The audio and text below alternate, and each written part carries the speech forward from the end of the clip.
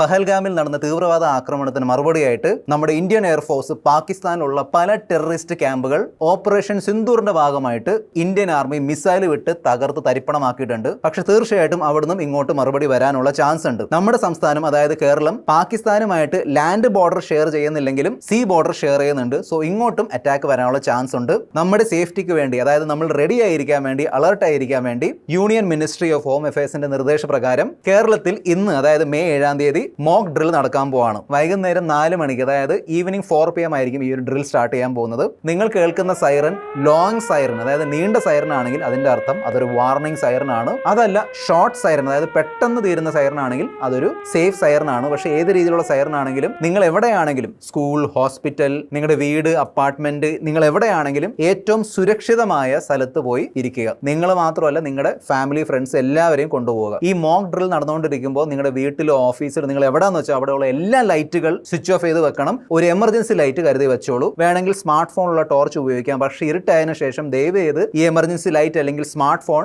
ഒരു വിൻഡോ അതായത് ജനാലയുടെ തൊട്ടടുത്തിരുന്ന് ഉപയോഗിക്കരുത്. പിന്നെ ഈ മോക്ക് ഡ്രിൽ സ്റ്റാർട്ട് ആവുന്നതിന് മുന്നേ ആയിട്ട് തന്നെ എന്തെങ്കിലും ഡ്രൈ ഫ്രൂട്ട്സോ ഫുഡോ കാര്യങ്ങളൊക്കെ നിങ്ങൾ ഒരു ബാഗിലാക്കിയിട്ട് കരുതി വെച്ചോളൂ. വീട്ടിലുള്ള ഗ്യാസ് സിലിണ്ടർ സ്വിച്ച് ഓഫ് ചെയ്ത് വെക്കുക. അതിനോടൊപ്പം തന്നെ ഫ്രിഡ്ജ്, AC, വാഷിംഗ് മെഷീൻ പോലുള്ള ഇലക്ട്രിക് അപ്ലയൻസും ഈ മോക്ക് ഡ്രില്ലിന്റെ സമയത്ത് സ്വിച്ച് ഓഫ് ചെയ്യണം. ഗവൺമെന്റിന്റെ സൈഡിൽ നിന്നുള്ള ശരിയായ വാർത്തകൾക്ക് വേണ്ടി റേഡിയോ ആൻഡ് ടെലിവിഷൻ ചാനലുകൾ ഫോളോ ചെയ്യുക. ദയവ് ചെയ്ത് വാട്സാപ്പിൽ വരുന്ന ഫേക്ക് മെസ്സേജുകൾ വിശ്വസിക്കാതിരിക്കുക. ഈ പറഞ്ഞ ഫേക്ക് മെസ്സേജുകൾ റിപ്പോർട്ട് ചെയ്യുക. പേടിയല്ല, ജാഗ്രതയാണ് വേണ്ടത്. ഈ വീഡിയോ എല്ലാവരുമായിട്ട് ഷെയർ ചെയ്യുക. Stay alert, stay safe.